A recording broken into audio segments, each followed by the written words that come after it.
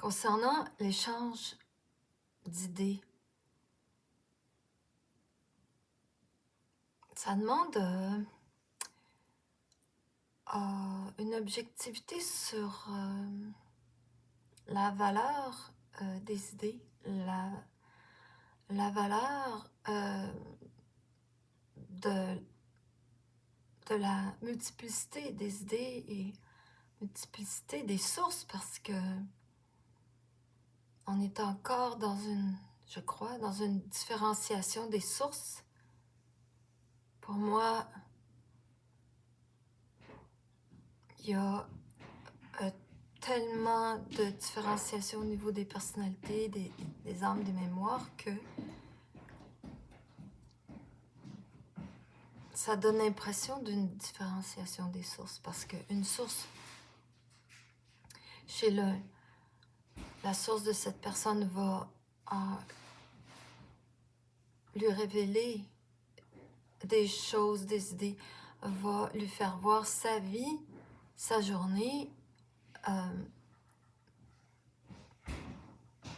partir de son intérêt. Il y a comme une espèce d'enquête qui se fait par tout un chacun,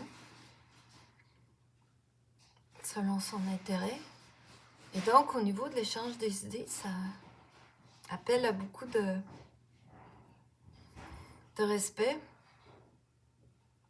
de ne pas vivre ça comme une compétition et de donner toute la place pour que le flot de l'autre soit intact, intouché,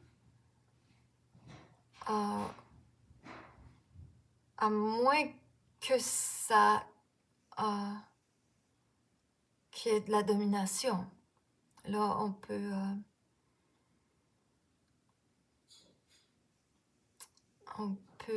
reconnaître quelque chose que l'autre ne reconnaît pas, vice-versa.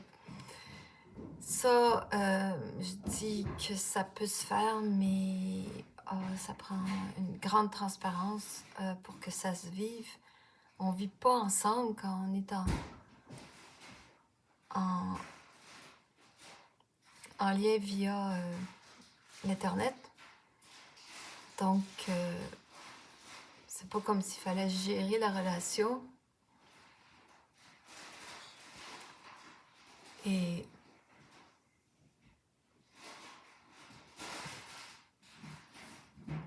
bon, ok, comme là ici j'ai demandé le silence parce que je voulais faire un YouTube. Là, il y a beaucoup de bruit. Je me sens pas respectée.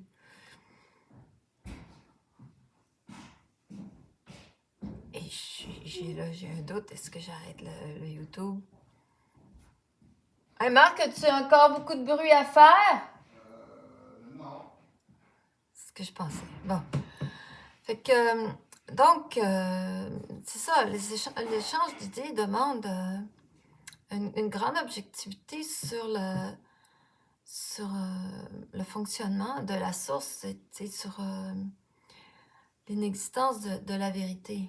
Chacun a sa vérité, puis la vérité est extrêmement mobile, alors chacun vit son enquête de vérité dans une grande fluidité, une grande circulation de ses repères, grande capacité de faire se succéder ses repères, de faire que ces repères s'évacuent évacuent les précédents à mesure qu'ils arrivent. Et c'est comme ça que ça peut rester intéressant d'écouter quelqu'un, même si ça ne s'inscrit pas dans notre enquête. Le simple spectacle de cette mobilité-là, ça donne l'exemple, c'est beau, on sent comment qu'il y a une belle transparence dans la personne, dans son enquête.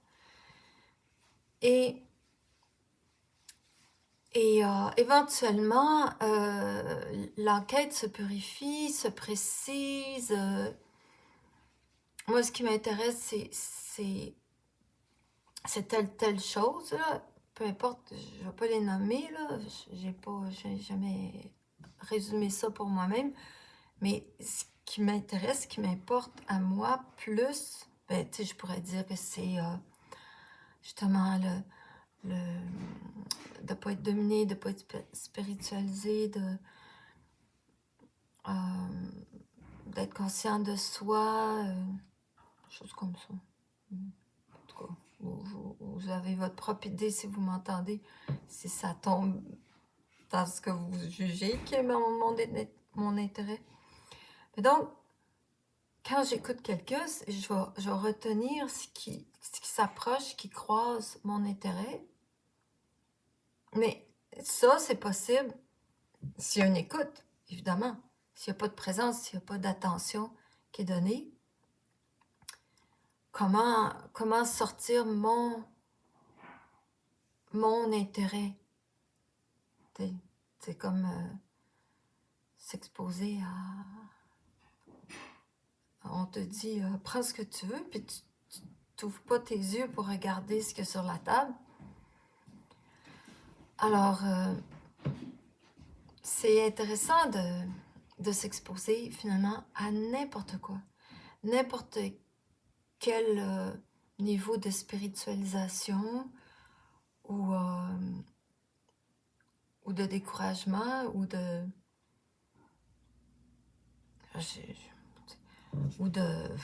d'illusionnement ou bon, il y a ça. Puis dans le supramental, mais ça va être plus de s'exposer à n'importe quelle sphère d'intérêt.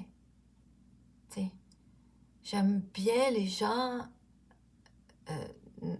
complètement indépendamment du fait si leurs intérêts sont les miens. Complètement. Et c'est intéressant de sortir de ma boîte, comme disent les Anglais, de sortir de ma sphère d'intérêt, parce que ça expand mon territoire. Mais évidemment, cet ajout de territoire, c'est comme si je me cultivais. C'est comme si tu avais des experts, puis là, je devenais plus multidisciplinaire. Puis cet ajout de territoire, il n'est pas intégré. La personne qui me le transfère, ou plutôt à qui je m'expose, elle l'a intégré peu à peu, puis ça va continuer. Puis si je la réentends dans un an, ça va être encore plus précis, plus intégré, plus authentique, plus fluide, puis plus enrichissant en termes de puissance pour la personne, dans sa vie, dans sa journée. La parole, elle éclaire notre journée. Les gens, ils répondent à leurs besoins dans la journée quand ils captent une inspiration. C'est toujours, on a une question, on a une réponse. Moi, c'est comme ça que je me suis fait donner ce que j'appelle des révélations, mais c'est pas du tout des révélations de vérité. C'est tout simplement des petits progrès dans une sphère d'intérêt qui est plutôt psychologique que ésotérique ou philosophique. Puis c'est pas parce que j'étais pas philosophique ou ésotérique dans ma vie, au contraire. Dans mon cas, c'est comme si c'était ce qui m'avait manqué qui est devenu ma sphère d'intérêt. Probablement parce que c'est là que j'ai le plus de questions. En étant été ermite, j'ai pas développé de gestion relationnelle, donc pas de psychologie. Et donc j'avais, en essayant de me faire une vie relationnelle, j'avais que des questions. Puis ça c'est donc mon point faible, qui était le relationnel. J'ai osé l'affronter au moment où je commençais à avoir un contact interne, donc je pouvais me lancer dans ce point faible avec un début de communication interne, question-réponse, question-réponse. Donc mon point faible, le relationnel, le psychologique, le respect, l'écoute, c'est devenu, c'est tellement embryonnaire. Donc, ça, je dirais pas que c'est devenu, mais ça part, il y a une expression pour dire ça, ça part sur le pied, ça part avec un angle d'approche qui est le relationnel. Mon point faible en relationnel, il devient ma sphère d'intérêt, ma sphère d'étude, ma sphère de développement, là où je pose beaucoup de questions, tu sais, comment agir, là? Parce que la plupart des gens ont développé ça dans leur vie. Ils ont eu des relations au travail, puis avec toutes sortes de gens, pas moi. Donc, les gens, ils ont déjà ça. Moi, j'arrive avec toute ma maladresse, ma dépendance affective, je suis trop lourde, je suis trop pesante, parce que je suis dans mon point faible quand je suis en échange avec les gens en supramental. D'un autre côté, le fait de vivre ça, ça fait que je suis toujours en train de naître à cette science. Je n'ai pas d'acquis. J'en ai pas de sens de ça. Puis j'ai pas d'expérience de ça. Donc, c'est devenu mon fil de révélation, mon fil de progrès dans la science de la vie. C'est ça. C'est l'identité, c'est... parce que j'ai eu d'énormes problèmes d'identité. Bon. Puis j'étais naïve et inconsciente que n'importe qui me disait « Ah, toi, t'es inconsciente, tu sais, pour quelque chose que tout le monde dit, hein. » Et moi, je me le faisais dire tellement que j'étais vraiment aveugle. Je me promenais comme une aveugle, les yeux fermés dans la vie, dans le relationnel. Donc, vraiment l'éléphant dans la boutique de cristal. Et donc, aujourd'hui, je rencontre des gens qui sont dans leur sphère d'intérêt, qui a une cohérence avec l'expérientiel que eux ont eu. Il y en a que depuis qu'ils sont enfants, qui vivent du paranormal, donc ils deviennent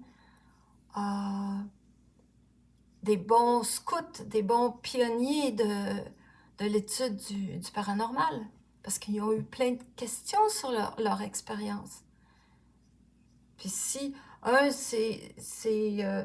qui avait une grande curiosité des fondamentaux philosophiques de la nature humaine, ben il a pu faire beaucoup de ménage dans cette science-là involutionnaire, en contact avec son contact mental interne, et donc il apporte ça.